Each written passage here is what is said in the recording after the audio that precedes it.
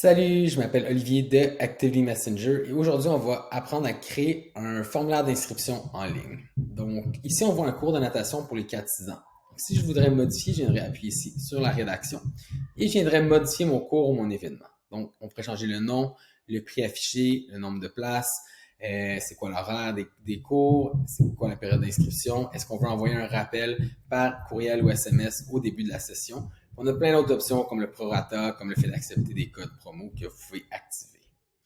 Par la suite, vu que c'est un cours pour enfants, bien ici on aurait le nom de l'enfant. On pourrait même demander son niveau de natation. Les responsables du compte seraient les parents, contact d'urgence. Puis ici, c'est ici qu'on viendrait rajouter, dans le fond, vos termes et conditions que la personne accepte lorsqu'elle s'inscrit au cours. On a même la signature numérique aussi. Si on voulait rajouter d'autres questions, ben on aurait d'autres sortes de blocs. Donc, on pourrait mettre une question oui, non.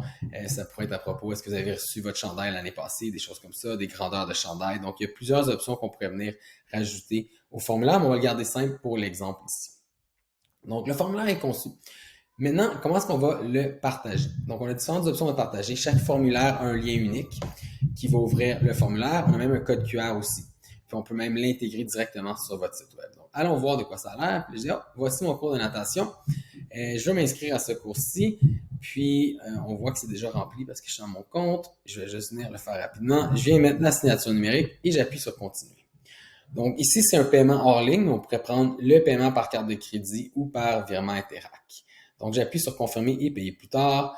Et j'ai la confirmation comme quoi ça a été fait. Je peux télécharger ma facture et j'ai même reçu un courriel de confirmation comme quoi je suis inscrit. Donc, je vais retourner à mon formulaire ici. Et là, je peux venir voir les répondants ici, Olivier. Ça n'a pas été payé, donc je vais pouvoir rentrer ici. Puis quand je vais recevoir le paiement, je vais pouvoir tout simplement faire un paiement. Dire, OK, la personne m'a payé en chèque au niveau de 150. On peut même envoyer un courriel de confirmation et je l'applique ici. Et la dernière chose, c'est qu'une fois que je vais avoir plein d'inscriptions à ce cours-là, j'appuie sur les présences ici et je vais avoir la liste de présences avec l'information sur le compte. Je peux même voir l'information sur la personne. Et j'appuie sur arriver et quitter. On peut même rajouter des notes.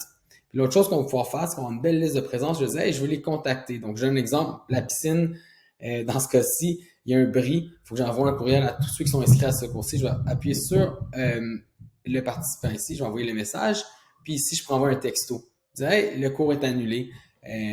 Donc, on va devoir reprendre la session. Donc, ça fait le tour de la communication, la création, puis comment un client pourrait s'inscrire à un cours en ligne. Donc, si vous avez plus de questions, vous pouvez nous contacter ou nous trouver au www.activitymessenger.com. Merci, bonne journée.